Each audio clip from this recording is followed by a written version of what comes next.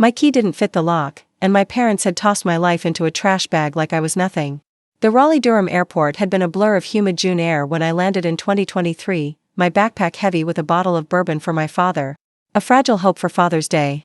I'm Nora Whitlock, 36, a food quality inspector who spots lies in the tiniest details, spoiled meat, falsified labels, or, as I'd soon discover, family betrayals.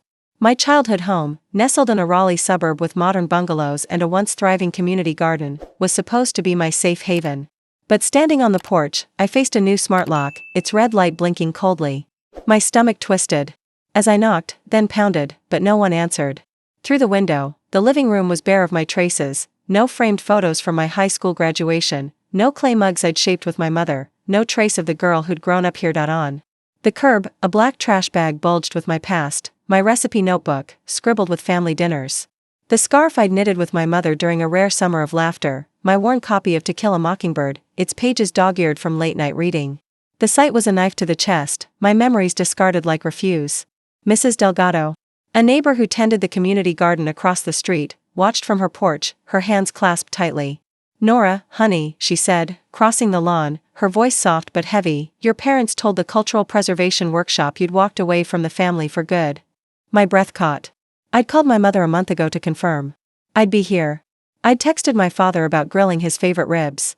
Why would they spread such a lie? The community garden, where I'd planted azaleas with my parents as a child, stood overgrown, its neglected beds a mirror to my rejection. Mrs. Delgado hesitated, then added, "Your brother Caleb's been around a lot. He's persuasive." The words landed like a second blow.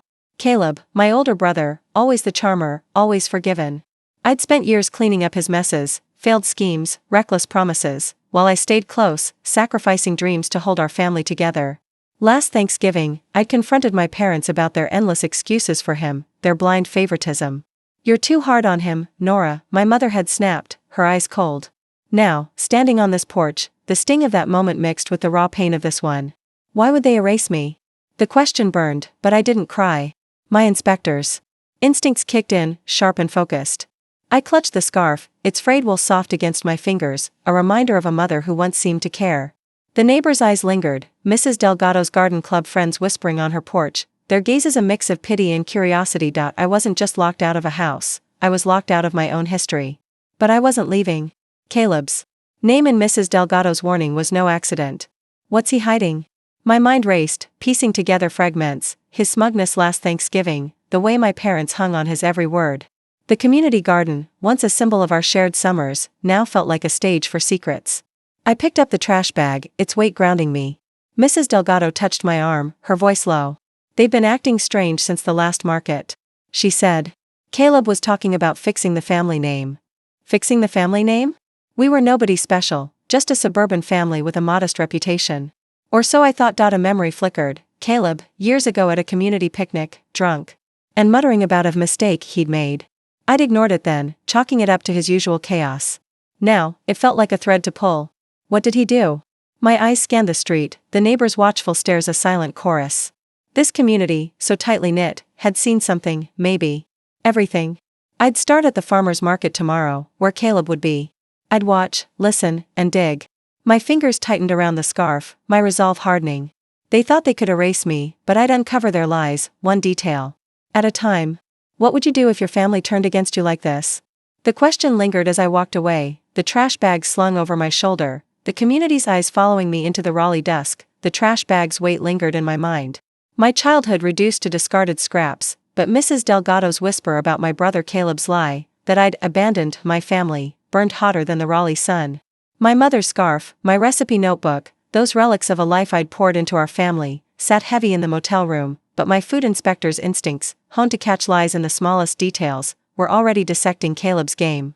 His shadow hung over my parents' betrayal, that locked door and the trash bag a calculated insult, and Tessa's text about the farmer's market was my chance to catch him off guard, to spot the crack in his polished mask, the motel stale.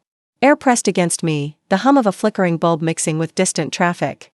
I knelt by the trash bag, my fingers brushing the scarf's frayed wool, its stitches a memory of my mother's rare laughter during a summer long gone. Each item was a wound, the notebook, its pages smudged with her pecan pie recipe, a faded photo of me and my father planting azaleas in the community garden, his smile wide and unguarded. I'd been the anchor, the one who stayed in Raleigh for college while Caleb chased fleeting schemes, leaving chaos for me to clean. Last Thanksgiving, when I'd challenged my parents' blind defense of him, my mother's words had cut deep. "You're too harsh, Nora." Caleb's family. Now, their lie about my abandonment, spread at the community workshop, felt like a blade twisted by my brother's hand. Why smear my name? The question gnawed, but my tears stayed locked inside, my resolve hardening like steel. My phone buzzed. Tessa's name flashing. Markets at 9. Caleb's stall is by the coffee stand. Watch him. Tessa, my high school confidante, now poured lattes at the market, her ear tuned to the neighborhood's pulse. I pictured her sharp gaze, her apron stained with espresso, catching whispers others missed. She'd know something, maybe enough to unravel Caleb's lies. A memory flickered. Caleb at a community picnic years ago, his voice thick with liquor, muttering about a mess that could ruin us. I dismissed it then, chalking it up to his reckless streak. But Mrs. Delgado's hint about him fixing the family name echoed that night, stirring a quiet dread. What's he burying? My fingers tightened around the phone, my inspectors. Mind cataloging the clues: Caleb's sudden presence, my parents' silence, the garden's neglect. Morning broke, the Raleigh air heavy with the promise of heat. The farmer's market sprawled across a park, stalls bursting with heirloom tomatoes, fresh dill, and the chatter of neighbors swapping stories. I wove through the crowd, a straw hat pulled low to blend in, my heart still raw from the locked door. The trash bag's sting. Tessa's coffee stand stood at the market's heart, a hub of gossip and caffeine. She spotted me, sliding an iced latte across the counter, her nod subtle but urgent.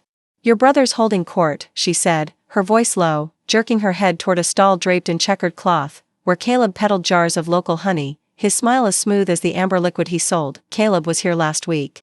Tessa whispered, steaming milk for a customer, her eyes scanning the crowd. "He was talking to the garden club ladies, boasting about fixing a community mistake. Got real quiet when he saw me nearby." My pulse quickened, the lattes. Cold sweat mirroring my unease. A community mistake? Our family was no Raleigh elite, just another name in the suburbs, tied to the community garden we'd tended together. But Tessa's words were a spark, igniting questions. "What else did he say?" I asked, keeping my voice even. "My inspectors." Calm masking the storm inside. Tessa leaned closer, her apron brushing the counter. "He said he's making sure no one digs up the past." Sounded like he was warning someone, Nora. It was intense. The words hit like a jolt. Digging up the past? My mind raced back to that picnic, Caleb's drunken ramble about a mess. Was it tied to the garden, once our family's pride, now a tangle of weeds? I glanced at Caleb, his laughter ringing out as he handed a jar to Mr. Jenkins, a neighbor with a penchant for local honey. Caleb's ease was a performance, his eyes flicking nervously when Mrs. Delgado passed, her garden club apron a quiet accusation. My mother's defense of him last Thanksgiving, "He's family," felt like a brick in a wall built to shut me out. Why protect him at my expense? My inspector's training kicked in, noting his too wide smile, the way his hand lingered on the jar, as if anchoring himself to the crowd's approval. I stepped back, blending into the market's flow, my eyes locked on my brother. His stall was a stage, his gestures grand, selling more than honey, a story, a lie. The crowd lapped it up, oblivious to the tension coiling in my chest. I recalled a moment from years ago, not the picnic but a quiet night at home, Caleb pacing, muttering about fixing things after a call with my father. I'd thought it was another of his schemes, but now it felt like a piece of a larger puzzle. The garden, the workshop lie, his cryptic words at the market, they were threads, and I'd pull until they unraveled. Tessa slipped me a napkin, her handwriting scrawled in blue ink. "Caleb's meeting someone at the garden tonight. Be careful." My heart skipped. The community garden, where I'd knelt beside my father, planting seeds under his proud gaze, was no longer just a memory, it was a stage for secrets. What's he so afraid of? I tucked the napkin into my pocket, my fingers brushing the straw. Hat's brim, a shield as much as a disguise. The market's hum faded as I focused, my resolve cold and sharp. Caleb thought he could erase me, but I'd be at the garden tonight, watching from the shadows, ready to catch his next move. The crowd pressed closer, their laughter a stark contrast to my isolation. Mrs. Delgado's garden club friends lingered nearby, their whispers carrying fragments of my family's name. The community was watching, and I felt their eyes, a silent chorus amplifying my questions. Tessa's napkin, crumpled in my pocket, burned with the weight of her warning about Caleb's meeting at the community garden tonight, his cryptic talk of a community mistake echoing in my mind. My brother's honey-sweet charm at the farmer's market had been a performance, but the cracks were showing, his nervous glances, the garden club's whispers. My food inspector's instincts, trained to catch lies in mislabeled jars or spoiled meat, were now locked on him, dissecting every word, every gesture. The betrayal of my parents' locked door and discarded belongings still stung, but Tessa's hint about Caleb's fear of the past being dug up was a threat I couldn't ignore. I needed to confront my family, to see their faces when I called out their lie, but first, I'd scout the garden, where secrets seemed to fester. The afternoon sun baked Raleigh streets as I drove to my parents' house, the smart lock's red blink a fresh wound in my memory. Neighbors lingered on their lawns, their eyes flicking toward me, the community's pulse thrumming with unspoken questions. I knocked, my fist steady despite the knot in my chest. My mother opened the door, her face paling as if she'd seen a ghost. "Nora," she said, her voice tight, clutching the doorframe. "You shouldn't be here." The words cut, her dismissal sharper than the trash bag's sting. My father sat inside, slumped in his armchair, his eyes avoiding mine, his hands trembling slightly. "Unlike the steady hands that once guided mine in the garden, I came for Father's Day," I said, my voice cold, my inspector's calm masking the fury within. "But I guess I'm not welcome." My mother's lips parted, but no words came. Caleb lounged on the couch, his smirk sharp as a blade. "You didn't tell us you were coming, Nora," he said, his tone slick, like he was selling honey again. The lie was bold, infuriating. I'd texted my father, called my mother, planned the visit weeks ago. The neighbors outside, pruning roses or pretending to, leaned closer, their curiosity a silent pressure. "I did tell you," I said, locking eyes with my mother. "You both knew." Her gaze dropped, and my father's fingers twitched, clutching the armrest. Caleb stood, his casual ease a calculated mask. "Things change, sis. You've been gone too long." His words dripped with condescension, but his eyes darted to the window, where Mrs. Delgado's garden club friends stood, their aprons bright against the dusk. "He's nervous," my instincts noted, catching the slight tremor in his hand. I stepped closer, my voice low. "What's this about fixing a community mistake, Caleb?" His smirk faltered, just for a second, but it was enough, a crack in his armor. My mother gasped, her hand flying to her mouth, and my father's head snapped up, his eyes wide with something like fear. Before Caleb could respond, Mr. Vaughn, the retired banker who'd coached my youth soccer team, approached from the sidewalk. His face lined with concern. "Everything okay, Nora?" he asked, his gaze shifting to Caleb, sharp and unyielding. I nodded, but his presence was a lifeline, a reminder that the community was watching, waiting. "Just catching up," I said. My tone dry, my eyes never leaving my brother.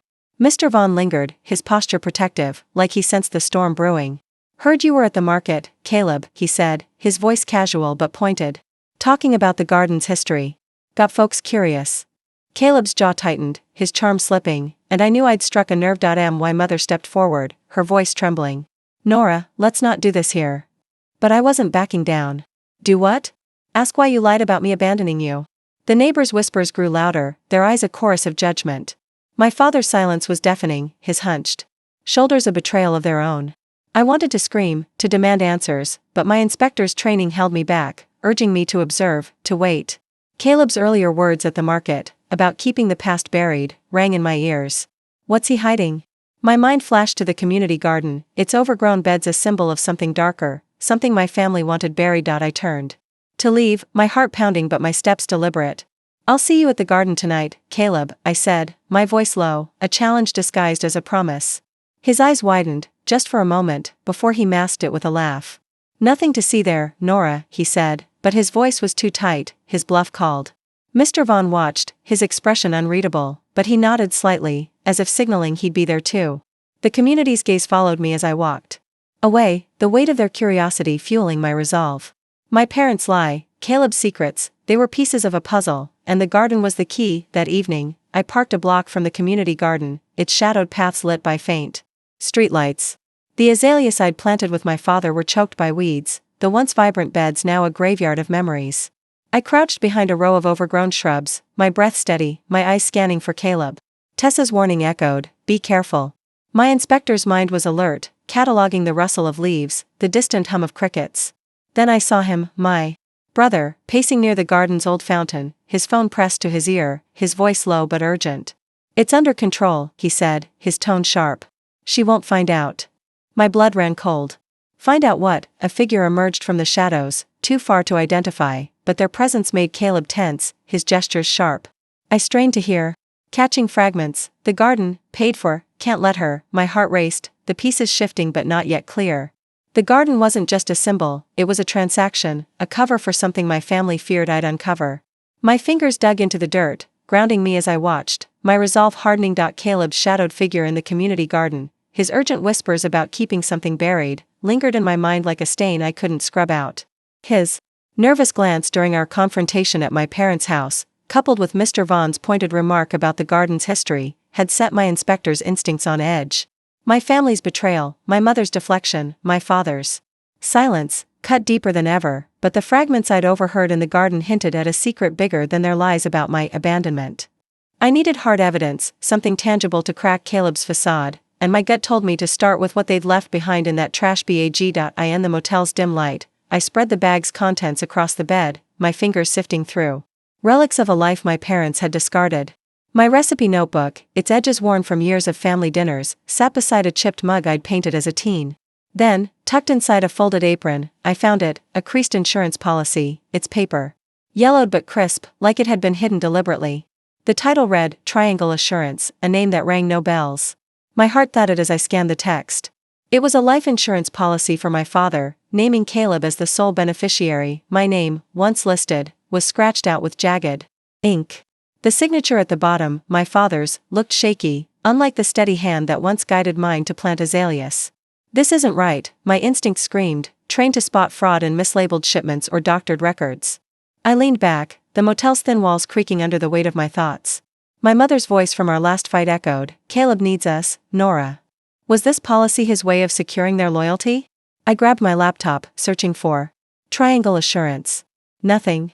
No website, no records, just a ghost of a company. My pulse raced, the lie glaring like spoiled meat under a microscope. Caleb had forged this, or worse, coerced my father into signing it. But why?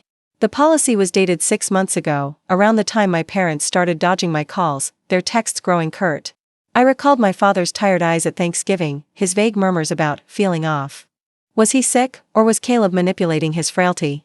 Mr. Vaughn's face flashed in my mind, his sharp gaze at the house, his mention of Caleb's boasts about the garden.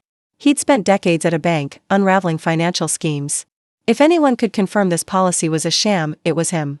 I drove to his modest ranch house, the neighborhood quiet except for the hum of sprinklers. Mr. Vaughn answered the door, his glasses perched low, a cup of coffee in hand. Nora, he said, his voice warm but wary, you look like you've seen a ghost. I handed him the policy, my fingers steady despite the storm inside. I need your eyes on this, I said, keeping my tone even. Something's off. He studied the paper, his brow furrowing as he traced the signature. This company doesn't exist, he said finally, his voice low. And this signature, it's your father's, but it's shaky, like he was under pressure. He paused, meeting my gaze. Caleb's been flashy lately. New car, big donations to the garden club. Money doesn't come from nowhere. My stomach twisted. Caleb, always the charmer, was building an image, but at what cost? Mr. Vaughn tapped the paper. You need to check your father's medical records. If he's not well, this could be coercion. And talk to Rivera, she's a lawyer who owes me a favor. The words landed like a punch. Coercion? My father, the man who taught me to spot every weed in the garden, reduced to a pawn? I thanked Mr. Vaughn, my mind racing as I stepped into the evening air. The community garden loomed across the street, its overgrown beds a silent accusation. Caleb's words from the garden, she won't find out, echoed, tying to this fake policy. What's he hiding? My inspector's training kicked in, cataloging details, the forged document, Caleb's spending, my father's frailty. Each was a piece, but the puzzle was incomplete. I needed more, and the garden, that decaying symbol of our family's past, was calling me back. I drove to the garden, parking under a flickering streetlight. The air was thick with the scent of damp earth and neglect. I moved quietly, my sneakers soft on the path, my eyes scanning the shadows. Near the old fountain, I spotted a wooden bench, its plaque glinting faintly, in memory of community unity, donated by the Whitlocks. My breath caught. The garden wasn't just a backdrop, it was a transaction, a cover for Caleb's mistake. A memory surfaced, my parents' sudden push to fund the garden years ago, after Caleb's drunken rant at a picnic about a mess he'd made. Was this policy part of that cover-up? I crouched low, my fingers brushing the bench's worn wood, when headlights swept across the garden. A car pulled up, and Caleb stepped out, his phone pressed to his ear, his voice sharp. It's handled, he said, pacing. She's got nothing. My blood ran cold. She's me. I stayed still, my heart pounding, as another figure joined him, a man I didn't recognize, his posture tense. "The garden's clean," the man said, his voice low. "But if she digs, it's over." Caleb nodded, his expression hard. "She won't." I made sure of it. The words were a blade, confirming my suspicions. Caleb wasn't just manipulating my parents, he was orchestrating something bigger, tied to the garden, to that fake policy. I slipped away, my mind sharp with purpose. Mr. Vaughn's advice echoed: check my father's health, find Rivera. Caleb's shadowed meeting in the garden, his hissed promise that I'd find nothing, clung to me like damp earth, but the forged insurance policy, my name scratched out. My father's shaky signature, burned hotter. Mr. Vaughn's confirmation of its fraudulence and his nudge toward my father's health had shifted the ground beneath me, my family's betrayal now tied to something darker than lies about my absence. My inspector's instincts, honed on catching hidden flaws, screamed that the garden's decay and Caleb's secrecy were linked, and the community held answers my family wouldn't give. I needed to press Mrs. Delgado, whose guarded glances and cryptic warnings hinted at a truth she couldn't fully hide. I found Mrs. Delgado at the community center, its walls lined with posters for cultural preservation workshops, the air thick with the scent of old books and coffee. She was arranging chairs for a gardening club meeting, her hands trembling as she spotted me. "Nora," she said, her voice soft but heavy with unease, "you shouldn't keep stirring things up." Her words stung, echoing my mother's dismissal at the house, but her eyes, red-rimmed, avoiding mine, betrayed a deeper guilt. I stepped closer, my voice low, my inspector's calm masking the storm inside. "You know something about Caleb's mistake, don't you? The one he's so desperate to bury." Mrs. Delgado froze, a chair slipping from her grip, clattering against the hardwood floor. The sound drew glances from a few club members across the room, their whispers a quiet hum. "It's not my place," she murmured, but her hands twisted together, betraying her. I pressed on, my tone steady but sharp. "You told me my parents lied about me abandoning them. Now Caleb's talking about a community mistake tied to the garden. What happened?" Her gaze darted to the window, where the garden's overgrown beds loomed, a shadow of the vibrant space we'd once tended together. She sank into a chair, her shoulders slumping.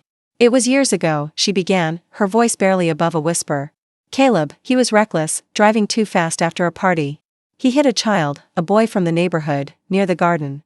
My breath caught, the room tilting. A child? My mind raced, piecing together fragments: Caleb's drunken rants, the garden's sudden funding, my parents' secrecy. "The boy was hurt bad," Mrs. Delgado continued, her eyes glistening. "Broken leg, months in recovery. Your parents paid for everything, medical bills, therapy, through a donation to the garden. The community agreed to keep quiet, to protect your family's name." The words landed like a blow, my heart pounding as the truth unfolded. My parents hadn't just lied about me, they'd buried a crime to shield Caleb, using the garden as a bribe. "Why didn't anyone tell me?" I asked, my voice cold, though my chest ached with betrayal. Mrs. Delgado looked away, her fingers clutching her apron. "We thought it was settled. The boy's family moved away.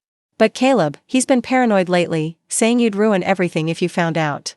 "Ruin everything?" My inspector's mind latched onto her words, connecting them to the forged policy, Caleb's garden meeting, my father's frail silence. I stepped back, the room's hum fading as I processed the revelation. The garden, where I'd planted seeds with my father, wasn't a symbol of unity, it was a lie, a payout to silence a community's guilt. My mother's blind defense of Caleb, her sharp words last Thanksgiving, "He's family, Nora," now felt like a wall built to protect a criminal. My father's trembling hands, his avoidance, weren't just age, they were shame. They chose him over me. The realization cut deeper than the discarded belongings, but I didn't flinch. My resolve hardened, my eyes scanning Mrs. Delgado's face for more cracks. "Why tell me now?" I asked, my voice low, probing for her motives. She met my gaze, her expression torn. "I saw you at the garden last night, watching. You're not letting this go. And I can't carry this anymore." Her confession was a spark, igniting my next move.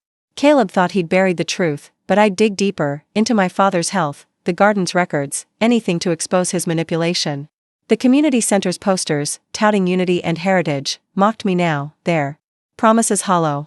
The garden club members watched, their whispers growing louder, sensing the storm I was brewing. I left Mrs. Delgado, my steps deliberate, my mind racing. Caleb's paranoia, his forged policy, his secret meetings, they were all to keep this buried, to keep me out. But I was done being erased. I pulled out my phone, texting Mr. Vaughn, "Need to check garden donation records. Can you help?" His reply was instant: "Meet me tomorrow. Bring the policy. The community's eyes followed me as I stepped outside, the garden silhouette looming across the street. Mrs.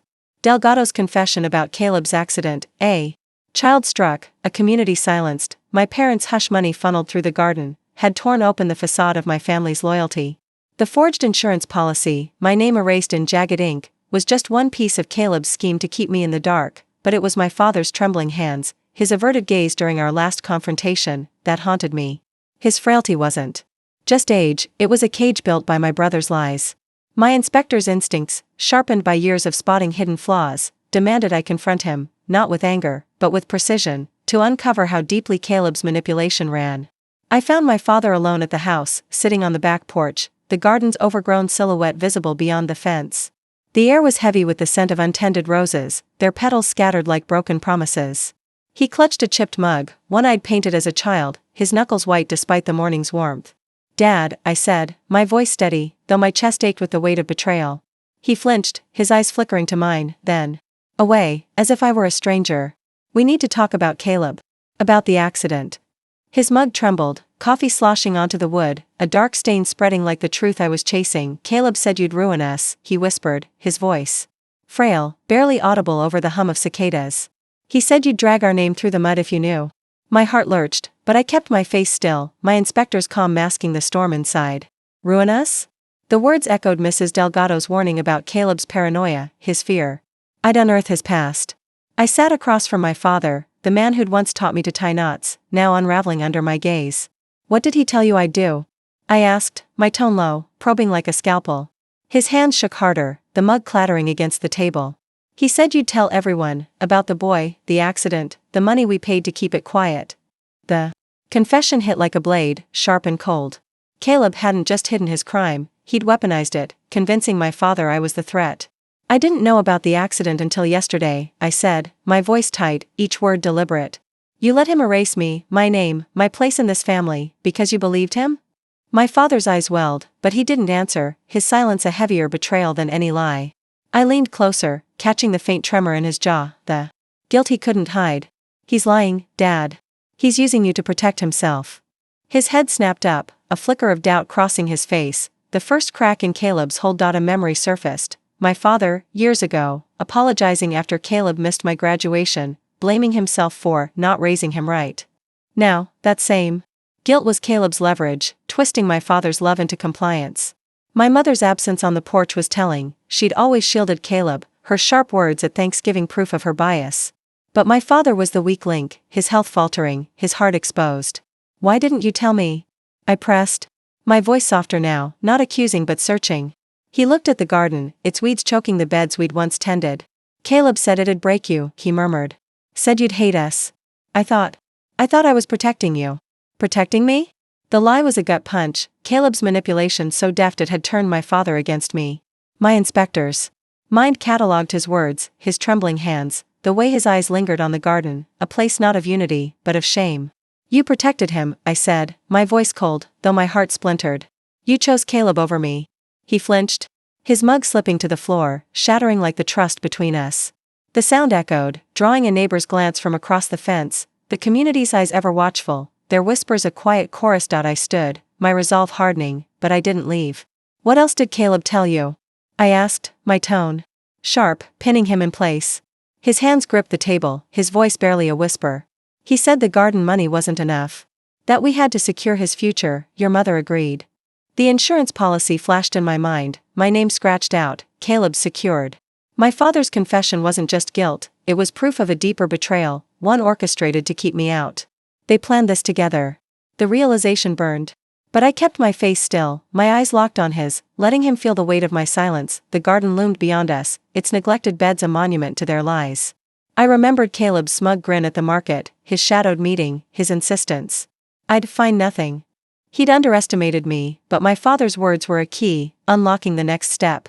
Mr. Vaughn was waiting, ready to dig into the garden's financial records, and Ms. Rivera, his lawyer contact, would soon join the fight. My father's confession, his trembling admission that Caleb had painted me as a threat to their buried secret, left a bitter taste no amount of motel coffee could wash away.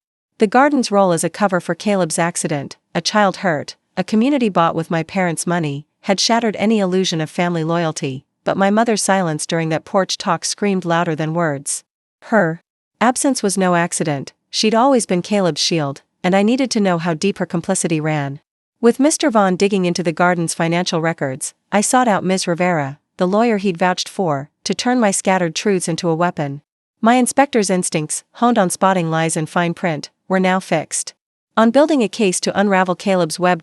I met Ms. Rivera at a quiet diner off Raleigh's main drag, its vinyl booths cracked and faded, the air thick with grease and hushed conversations. She was a sharp-eyed woman, her briefcase worn but meticulous, her gaze cutting through the steam of her coffee. "Mr. Vaughn says you've got a fight on your hands," she said, her voice low, sizing me up like I was a witness on the stand. I slid the forged insurance policy across the table, its creased edges a silent accusation. "My brother faked this," I said, my tone cold, my eyes locked on hers. "He's been manipulating my parents, hiding an accident he caused years ago. I need to know my options." Ms. Rivera studied the policy, her fingers tracing the scratched-out name, mine, her brow furrowing at my father's shaky signature. "This is sloppy work," she murmured, her voice tinged with disdain. "No legitimate company, forged signatures, it's fraud, plain and simple.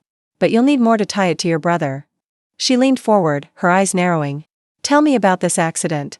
I recounted Mrs. Delgado's revelation, Caleb's reckless crash, the injured boy, my parents' payout disguised as a garden donation. Her pen scratched notes, each word a step toward justice, but my chest tightened at the thought of dragging my family's shame into a courtroom. "You're not just fighting Caleb," Ms. Rivera said, setting her pen down. "Your parents signed off on this. They're complicit, whether they admit it or not." The words stung, echoing my father's broken confession, his claim that my mother agreed to secure Caleb's future. I nodded, my face still, though my heart twisted. Complicit. My mother, the woman who'd braided my hair and cheered at my school plays, had chosen Caleb over me, over truth. "What do I need to win?" I asked, my voice steady, my inspector's calm masking the ache. She tapped the policy. "Proof of coercion. Financial records, witness statements, anything showing they acted under duress or gain." I left the diner, Ms. Rivera's words a blueprint for my next move. My phone buzzed, Mr. Vaughn, with a lead on the garden's donation records, stored at the community center. I drove there, the building's fluorescent lights harsh against the evening's gloom. Inside, the air smelled of dust and old paper. The walls lined with photos of the garden in its prime, my family smiling in one faded frame. I found the records in a cluttered office, a ledger detailing the Whitlock donation, a sum far larger than our modest means. My fingers traced the numbers, my mind racing. Where did the money come from? The ledger's date matched the accident's timeline, confirming Mrs. Delgado's story, but a handwritten note caught my eye, for the boy's silence, per agreement. The note was a jolt, its ink faded but damning. My parents hadn't just paid medical bills, they'd bought a family silence, and Caleb had orchestrated it. My inspector's instincts kicked in, cataloging the evidence, the forged policy, my father's guilt, this ledger's hidden truth. But another detail stopped me cold, a second signature, my mother's, bold and unflinching beside my father's. She wasn't just complicit, she was an architect of the cover-up. My stomach churned, but I didn't flinch. I photographed the page, my hand steady, my resolve like steel. As I left the community center, a figure lingered outside, Caleb, leaning against his car, his eyes glinting under the streetlight. "You're digging too deep, Nora," he said, his voice smooth but edged with menace. My pulse quickened, but I met his gaze, my silence louder than any retort. "You can't hide forever," I said, my tone ice cold, a promise disguised as a warning. His smirk faltered, just for a moment, before he turned away, his car peeling off into the night. The community's eyes, neighbors lingering on their porches, watched our exchange, their whispers a growing storm. Ms. Rivera's advice echoed, proof of coercion. The ledger, the policy, my father's confession, they were pieces, but I needed more to nail Caleb. My mother's signature, so confident in that ledger, was a clue to her role. A thread to pull for the next truth, the ledger's damning note, for the boy's silence, per agreement, and my mother's bold signature alongside it had turned my family's betrayal into something colder, more calculated than I'd imagined. Caleb's smug warning outside the community center, his taunt that I was digging too deep, only fueled my resolve, but it was my mother's role, her deliberate hand in silencing a child's pain, that cut deepest. My father's guilt had cracked under pressure, but my mother's silence was a fortress, one I needed to breach.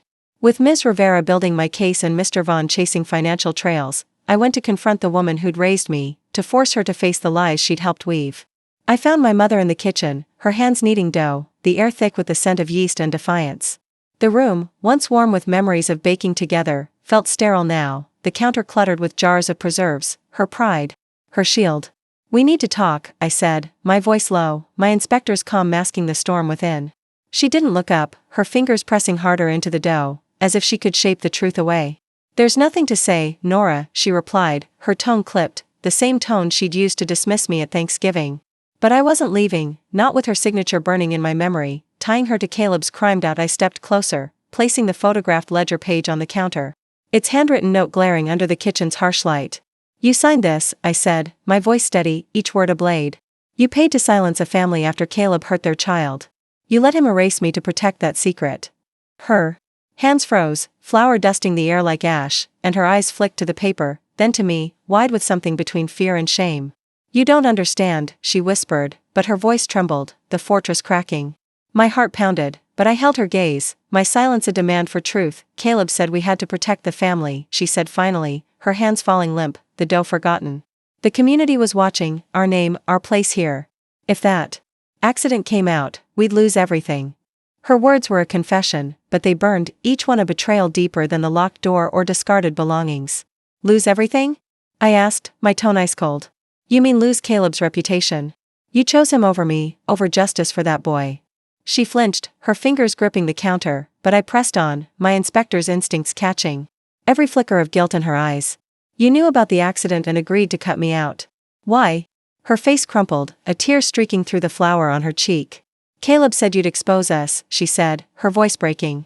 "He said you'd ruin our standing, drag us through the mud. I thought keeping it quiet was best for all of us." The admission was a gut punch, revealing not just her complicity but her belief in Caleb's lies about me. My mother, the woman who'd taught me to stand tall, had betrayed me to save face in a community that hid its own shame. "You believed him," I said, my voice low, the words heavy with pain I wouldn't let show. "You let him paint me as the enemy." The kitchen clock ticked, its rhythm a stark contrast to the chaos within me. A memory flashed, her proud smile at a garden club meeting, accepting praise for the Whitlock donation, while I sat in the back, unaware it was blood money. "The garden wasn't charity," I said, my voice sharp, cutting through her silence. "It was a bribe, and you signed off on it." She looked away, her hands trembling, but her silence was answer enough. My mother wasn't just manipulated.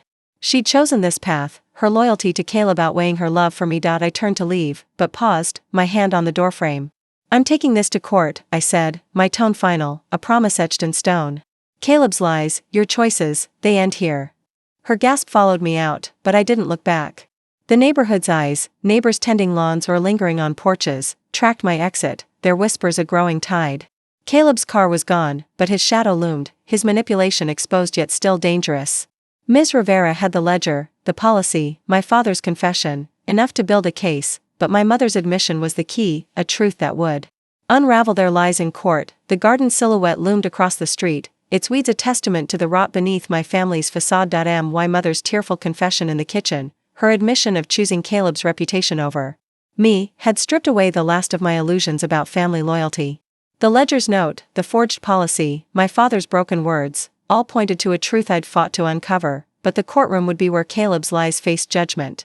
With Ms. Rivera's sharp strategy and Mr. Vaughn's financial sleuthing, I walked into Raleigh's courthouse, the air heavy with polished wood and hushed anticipation.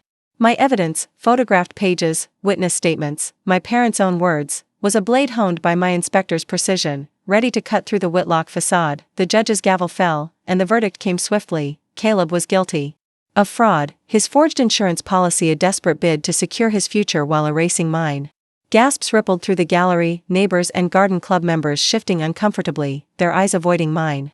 Ms. Rivera stood beside me, her nod a quiet triumph, but the judge's next words froze the room. "The court finds evidence of additional misconduct," he said, his voice steady. "The Whitlock parents profited from an unauthorized insurance payout tied to the accident, diverting funds meant for the victim's family to personal accounts." The revelation hit like a thunderclap. My parents hadn't just covered up Caleb's accident, they'd siphoned money meant for the injured boy, using it to fund their community standing, their garden legacy. The gallery erupted in murmurs, but I stood still, my face a mask of calm, though my heart twisted. My mother's bold signature, my father's trembling guilt, they weren't just protecting Caleb, they were protecting their own gain. The judge continued, detailing how they'd excluded me from the policy, fearing my inspectors I would uncover their scheme. They acted to suppress Nora Whitlock's inquiries, he said, his words a final nail in the coffin of my trust. Caleb's face paled, his smug grin gone, but my eyes drifted to my parents in the back. My father's head hung low, his hands shaking, my mother's gaze was fixed on the floor, her defiance crumbled. The community, those neighbors who'd whispered and watched, knew fragments of this truth, Mrs. Delgado's guilt, Tessa's hints, and chose silence to preserve their own comfort. The garden, once our family's pride, was a lie, its soil soaked in betrayal, not unity. My victory in court felt hollow, the truth a weight I hadn't expected. Ms. Rivera squeezed my arm, her voice low. You did it, Nora. They can't hide anymore. But as I stepped outside, the courthouse steps cold under my feet, I felt no joy. The garden silhouette loomed across the street, its weeds a mirror of the rot I'd exposed. What would you do if your family's love was a transaction, and the community you trusted chose silence? I'd won, but at the cost of every bond I'd held dear. I stood on the courthouse steps, the Raleigh sun casting long shadows, and looked back at the path I'd walked. The locked door, the trash bag, Caleb's lies, my parents' greed, each step had peeled back a layer of deception, revealing a family I no longer recognized. The garden, where I'd once laughed with my father, was a graveyard of trust, its blooms choked by secrets.